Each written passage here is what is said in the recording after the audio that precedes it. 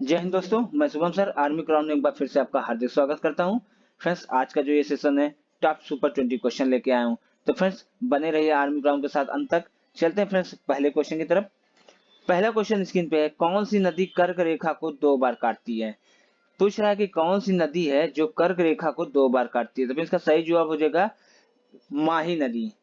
D आपका सही जवाब हो जाएगा। माही नदी कर्क रेखा को 2 बार काटती है, जो कि डी आपका राइट आंसर हो जाएगा। बात करते हैं लिम्पोपो नदी की। तो लिम्पोपो नदी आपका मकर रेखा को 2 बार काटती है। लिम्पोपो नदी मकर रेखा को 2 बार काटती है।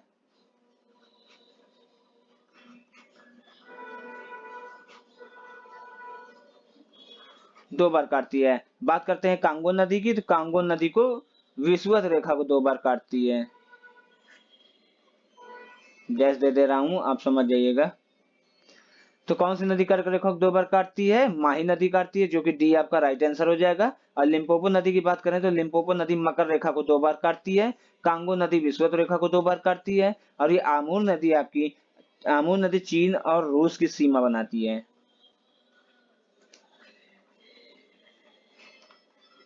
चीन तथा रूस की सीमा बनाती है आमूर नदी। तो फ्रेंड्स, कर्क रेखा को 2 बार काटने वाली नदी कौन सी है? माही नदी, जो कि डी आपका राइट आंसर हो जाएगा। बढ़ते हैं नेक्स्ट क्वेश्चन की तरफ। नेक्स्ट क्वेश्चन है, रेड इंडियन किस देश की जनजाति है? रेड इंडियन किस देश की जनजाति है? तो फ्रेंड्स, इसका सही जवाब हो जाएगा उत्तरी अमेरिका। सी आपका राइट आंसर हो जाएगा। रेड इंडियन उत्तरी अमेरिका की जनजाति है। बात करते हैं श्रीलंका की। तो फ्रेंड्स, श्रीलंका की जनजाति है वेदास। वेदा श्रीलंका की हो जाती है। मध्य एशिया की बात करें तो निग्रो। निग्रो मध्य एशिया की जनजाति है। वेदा श्रीलंका की जनजाति है। उत्तरी अमेरिका का रेड इंडियन है ही है। और जापान की बात करें तो आइनू। आइनू जापान की जनजाति हो जाती है। तो रेड इंडियन की जनजाति है उत्तरी अमेरिका की, जो कि सी आपका राइट आंसर हो जाएगा। बढ़ते हैं नेक्स्ट क्वेश्चन की तरफ। नेक्स्ट क्वेश्चन है, मोतियों का द्वीप किस देश को कहते हैं? इंपॉर्टेंट क्वेश्चन है फ्रेंड्स। मोतियों का द्वीप किस देश को कहते हैं? तो फ्रेंड्स, मोतियों का द्वीप कहा जाता है बहरीन को। सी आपका राइट आंसर हो जाएगा। मोतियों का द्वीप बहरीन को कहा जाता है। बात करते हैं बेलग्रेड की। तो बेलग्रेड को कहा जाता है श्वेत शहर।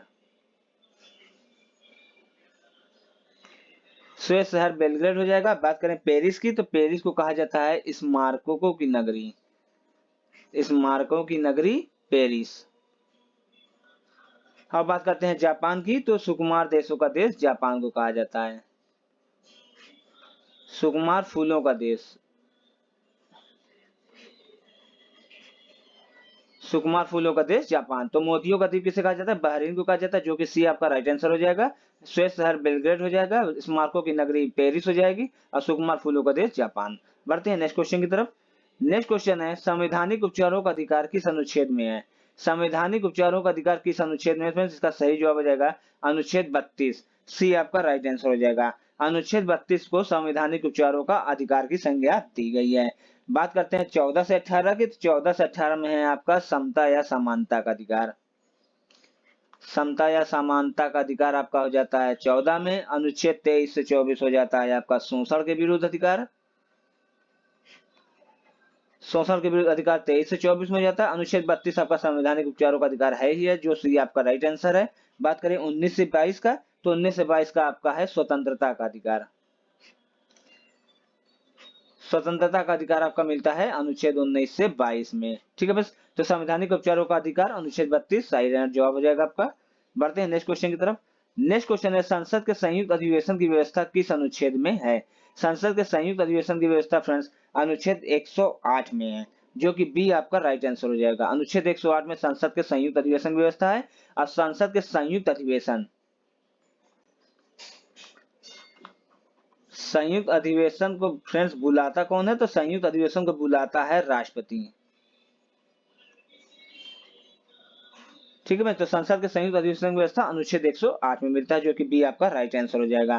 फ्रेंड्स, जिन बच्चों को हमारा व्हाट्सएप ग्रुप नंबर चाहिए वो लिख लें। इस नंबर पे जुड़ करके आप इसका पूरा पीडीएफ प्राप्त कर सकते हैं। तो व्हाट्सएप ग्रुप नंबर है 8799191206। आप इस व्हाट्सएप ग्रुप नंबर पर जुड़ करके हमारे पूरा पीडीएफ आंसर के साथ में प्राप्त कर सकते हैं। हम हमारा टेलीग्राम का नीचे डिस्क्रिप्शन में लिंक दिया हुआ है टेलीग्राम का, आप वहां से भी जुड़ करके इसका पूरा पीडीएफ प्राप्त कर सकते हैं। बढ़ते हैं नेक्स्ट क्वेश्चन की तरफ। नेक्स्ट क्वेश्चन है, नीति आयोग का अध्यक्ष कौन होता है?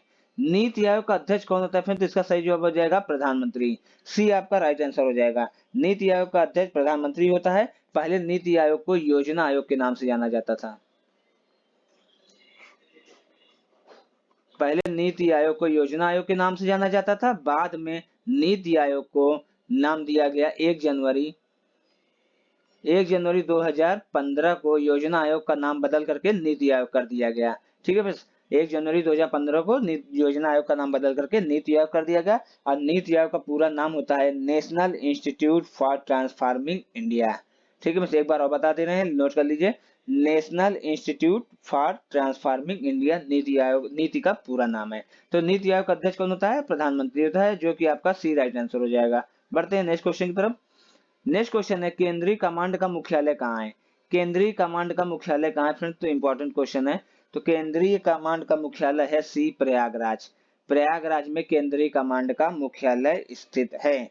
अब बात करें आपका शिलांग का, तो शिलांग हो जाता है आपका पूर्वी कमांड का मुख्यालय।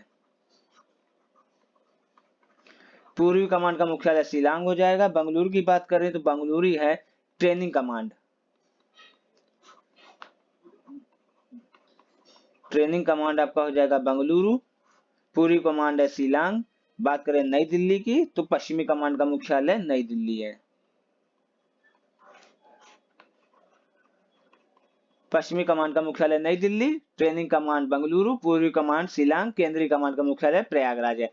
फ्रेंड्स, हम आपको क्वेश्चन के साथ साथ आंसर बताते तो है ही हैं, प्लस जो आपको ऑप्शन से भी हम बताते हैं, जैसे शिलांग, तो शिलांग है पूर्वी कमांड का मुख्यालय, नई दिल्ली पश्चिमी कमांड का मुख्यालय, क्योंकि इनमें से भी क्वेश्चन बन सकता है, इसलिए आर्मी क्राउन आपको ऑप्शन का भी आंसर बताता है। ठीक है बस, जिन बच्चों को हमारा व्हाट्सएप ग्रुप नंबर चाहिए 8799191206, आप इस व्हाट्सएप नंबर पर जुड़ करके हमारा पूरा पीडीएफ प्राप्त कर सकते हैं। बढ़ते हैं नेक्स्ट क्वेश्चन की तरफ। नेक्स्ट क्वेश्चन है, नेशनल डिफेंस एकेडमी कहाँ पर है? नेशनल डिफेंस एकेडमी कहाँ पर है फ्रेंड्स? तो इसका सही जवाब आ जाएगा सी खड़गवासला में। नेशनल डिफेंस एकेडमी खड़गवासला में है। ये आर्मी के बच्चे ध्यान दें, ये इंपॉर्टेंट क्वेश्चन है। नेशनल डिफेंस एकेडमी खड़गवासला में स्थित है। बात करते हैं देहरादून की, तो देहरादून में है Indian military academy, IMA, Indian military academy.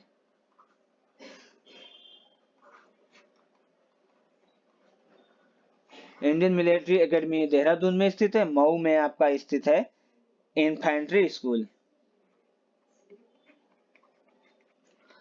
Infantry school आपका मऊ में है। बात करें देवलाली की, तो देवलाली में है आपका आर्टिलरी स्कूल।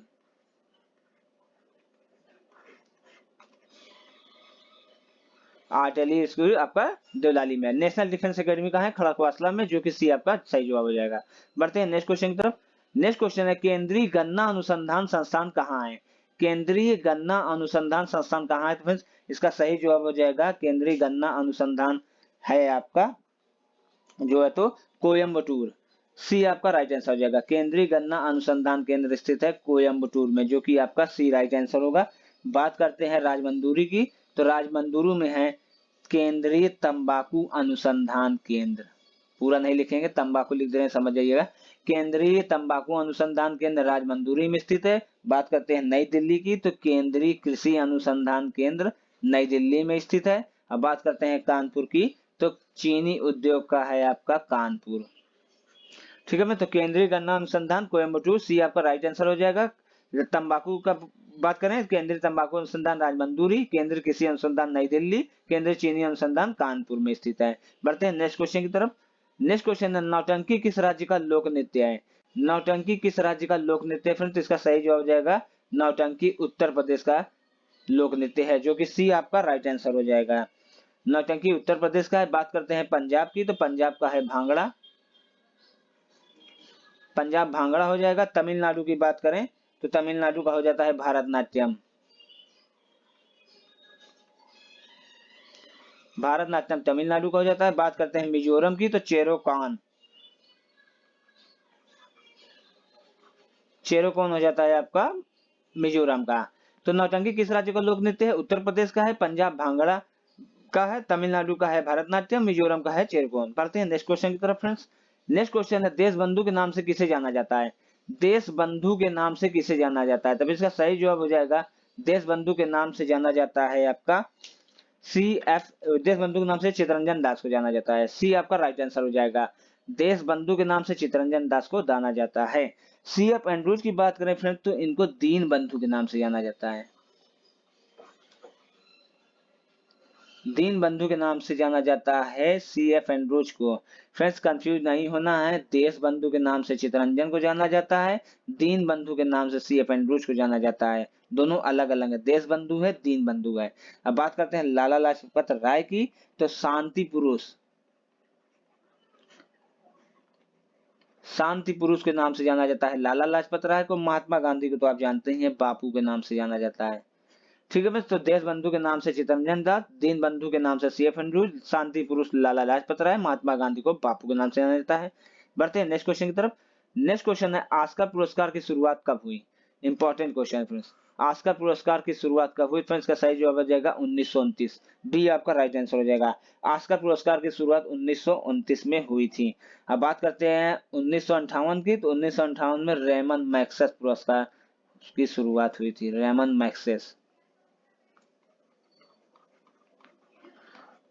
मैग्सेस पुरस्कार की शुरुआत 1958 में हुई थी। 1917 की बात करें तो पुलित्जर पुरस्कार 1917 में हुआ था। पुलित्जर पुरस्कार शुरुआत 1917 में हुआ था। 1969 की बात करें तो मानबूका पुरस्कार,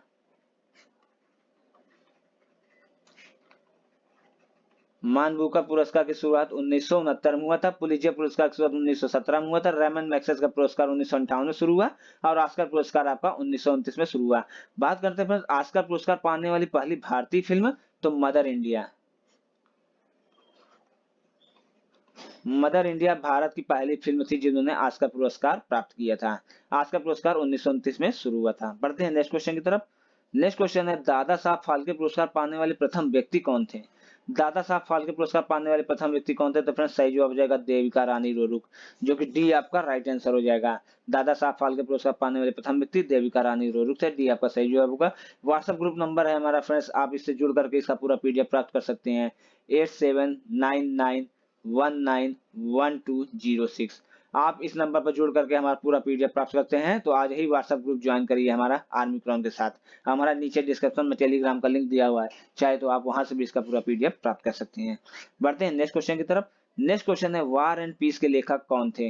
वार एंड पीस के लेखक कौन थे फ्रेंड्स? इसका सही जवाब हो जाएगा लियो टॉलस्टॉय। सी आपका राइट आंसर हो जाएगा। वार एंड पीस के लेखक लियो टॉलस्टॉय थे।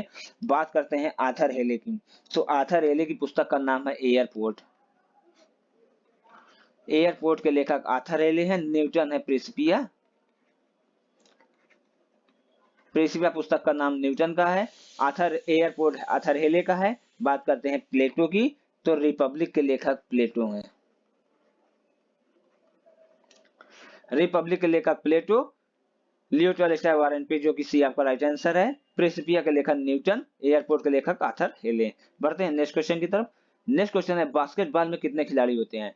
बास्केटबॉल में कितने खिलाड़ी होते हैं? तो सही जवाब हो जाएगा बास्केटबॉल में 5 खिलाड़ी होते हैं, जो कि सी आपका राइट आंसर हो जाएगा। बास्केटबॉल में 5 खिलाड़ी होते हैं। बात करते हैं 11 की, तो क्रिकेट में 11 खिलाड़ी होते हैं। और 9 खिलाड़ी की बात करें तो 9 खिलाड़ी होते हैं आपके खो खो में। खो खो में 9 खिलाड़ी, बास्केटबॉल में 5 खिलाड़ी और क्रिकेट में 11 खिलाड़ी और 8 खिलाड़ी होते हैं आपके जिम्नास्टिक में।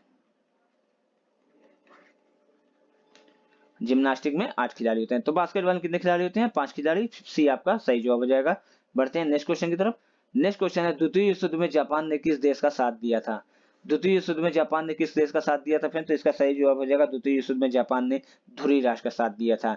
बी आपका राइट आंसर हो जाएगा। द्वितीय विश्व युद्ध में जापान ने धुरी राष्ट्र का साथ दिया था। बढ़ते हैं नेक्स्ट क्वेश्चन की तरफ। नेक्स्ट क्वेश्चन है शिमला समझौता किस गवर्नर जनरल के समय में हुआ? शिमला समझौता किस गवर्नर जनरल के समय में हुआ? तो फ्रेंड्स इसका सही जवाब हो जाएगा लॉर्ड बेवेल। लॉर्ड बेवेल के समय में हुआ, जो कि डी आपका राइट आंसर हो जाएगा। लॉर्ड बेवेल के समय में शिमला समझौता हुआ था। हमारा व्हाट्सएप ग्रुप नंबर ज्वाइन कर लो फ्रेंड्स आज, इसके आप पूरा पीडीएफ आपको मिल सकता है। 8799191206। आज ही जुड़े आर्मी ग्राउंड के साथ। बढ़ते हैं नेक्स्ट क्वेश्चन की तरफ। नेक्स्ट क्वेश्चन है जहांगीर के कितने पुत्र थे? जहांगीर के कितने पुत्र थे फ्रेंड्स? इसका जवाब हमें कमेंट बॉक्स में जरूर बताइएगा। फिलहाल के लिए मैं अभी आंसर बता दे रहा हूं। तो जहांगीर के पुत्र थे आपके 5।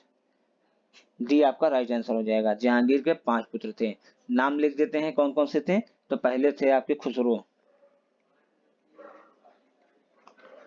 खुसरो, परवेज, खुर्रम, चौथा आपका है शहरयार,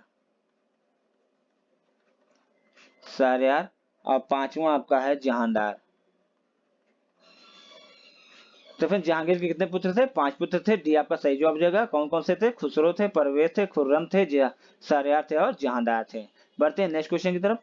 नेक्स्ट क्वेश्चन है हरिहर एवं बुक्का के पिता का क्या नाम है? हरिहर एवं बुक्का के पिता का क्या नाम था? तो फ्रेंड्स हरिहर एवं बुक्का के पिता का नाम संगम था, जो कि बी आपका राइट आंसर हो जाएगा। हरिहर एवं बुक्का के पिता का नाम संगम था और संगम के नाम पर ही, इनके नाम पर ही संगम राजवंश की स्थापना हुई। संगम राजवंश की स्थापना की थी। ठीक है फ्रेंड्स, बढ़ते हैं नेक्स्ट क्वेश्चन की तरफ। नेक्स्ट क्वेश्चन है अरबों ने सिंध पर आक्रमण कब किया? अरबों ने सिंध पर आक्रमण कब किया फ्रेंड्स? तो इसका सही जवाब हो जाएगा अरबों ने सिंध पर आक्रमण 712 ईस्वी में किया था। बी आपका राइट आंसर हो जाएगा। अरबों ने सिंध पर 712 में आक्रमण किया था। ठीक है फ्रेंड्स, तो फ्रेंड्स जिन बच्चों को हमारा पीडीएफ चाहिए वो आज ही हमारे टेलीग्राम से नीचे डिस्क्रिप्शन में लिंक दिया हुआ है टेलीग्राम का, आप वहां से जुड़ करके इसका पूरा पीडीएफ प्राप्त कर सकते हैं। यह हमारा व्हाट्सएप ग्रुप नंबर दिया हुआ है, आप यहां से भी ज्वाइन करके इसका पूरा पीडीएफ प्राप्त कर सकते हैं। तो फ्रेंड्स हमारा व्हाट्सएप ग्रुप नंबर है 9799191206। एक बार और बोल देते हैं। तो हमारा व्हाट्सएप ग्रुप नंबर है 9799191206। फ्रेंड्स आप इस नंबर पर जुड़ करके हमारा व्हाट्सएप ग्रुप नंबर, ये है हमारा व्हाट्सएप ग्रुप नंबर पर जुड़िए और इसका पूरा पीडीएफ प्राप्त करिए आंसर के साथ में। तो फ्रेंड्स आज के लिए इतना ही। उम्मीद है हमारा ये सेशन आपको अच्छा लगा। अगर आपको ये सेशन अच्छा लगा तो अपने दोस्तों में शेयर करिए और लाइक जरूर करिएगा। इसको चैनल को सब्सक्राइब करिए और बेल आइकन को जरूर दबाइएगा फ्रेंड्स। तो फ्रेंड्स आज के लिए इतना ही। गुड नाइट, शुभ रात्रि, जय हिंद, जय भारत।